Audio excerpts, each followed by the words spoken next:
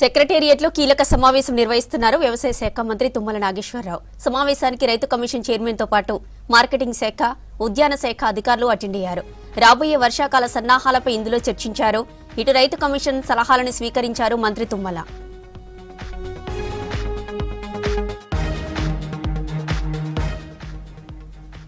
పంటల మార్పిడిని రైతు కమిషన్ అవగాహన కల్పిస్తుందన్నారు కోదండరెడ్డి. ఇప్పటికే రైతు కమిషన్ కేరళ వెళ్లి వ్యవసాయ విధానాన్ని పరిశీలించిందని చెప్పారు.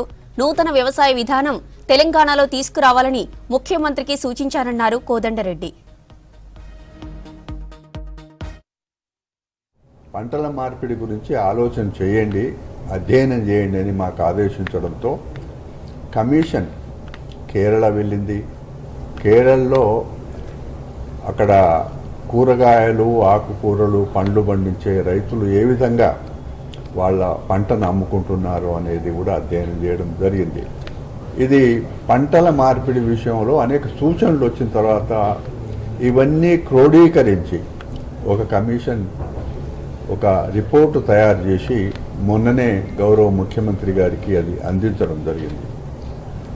ఇంకా ప్రోత్సాహంగా మాతో అన్నమాట ఏమిటంటే, ఇంతటితో కాదు, దీన్ని మనం అవసరమైతే ఒక 2 రోజులు శాసనసభలో పెట్టి కూడా ప్రతిపక్ష పార్టీలతో శాసనసభలో చర్చిద్దాము అనే మాట కూడా ముఖ్యమంత్రి గారు మాతో అన్నమాట.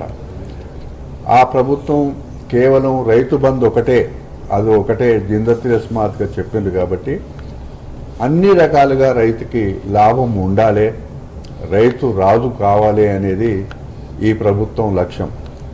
వ్యవసాయానికి భారతదేశంలో ఎక్కడ ఏ రాష్ట్రం కూడా ఇప్పటి వరకు ఏనంత ఆర్థిక సాయం అందించింది. కేంద్ర ప్రభుత్వం మినిమం సపోర్ట్ ప్రైస్ 23 పంటలకు ఇచ్చింది, కానీ కొంటున్నది అరకొర ఒక ధాన్యం మాత్రమే. రెండవది ఏం కొంటుంది? పత్తి కొంటే కూడా పత్తిలో కూడా అనేకమైన ఆంక్షలు రైతులపైన.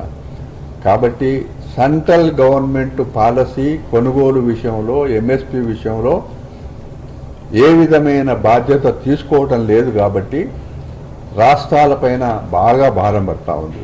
భారతీయ జనతా పార్టీ అధికారానికి వచ్చిన తర్వాత అందుకే రైతులు అంత పెద్ద త్యాగం చేసి ఎంతైనా ఇబ్బంది పడి ఆ రోజులలో కరోనా టైంలో చల్లటి చలిలో 2 సంవత్సరాలు ఉద్యమం చేసిండ్రు. చివరికి ఏమడిగిండ్రు?